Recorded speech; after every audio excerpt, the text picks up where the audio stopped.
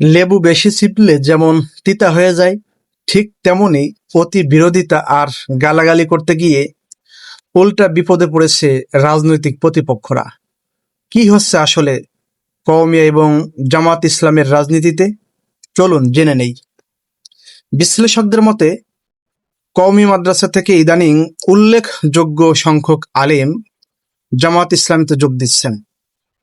সচেতন মহলের অভিমত হলো, প্রতিপক্ষের অতি বিরোধিতা ও মিথ্যাচারের কারণেই মূলত এই দলবদল আরো বেড়ে গেছে।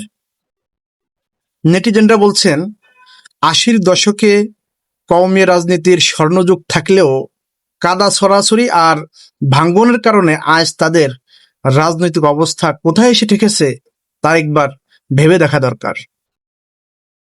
এখন প্রশ্ন হলো, কওমি অঙ্গন থেকে জামাত ইসলামীতে যোগদানের এই ধারাটি থেমে নাই, বরং দিন দিন ক্রমান্বয়ে বেড়েই চলছে। এই ক্রমবর্ধমান যোগদান কি দেশের রাজনৈতিক সমীকরণ বদলে দিবে? আপনার কি মনে হয়? কমেন্টে আপনার মতামত জানান আর ভিডিওটি শেয়ার করে সবাইকে দেখার সুযোগ করে দিন।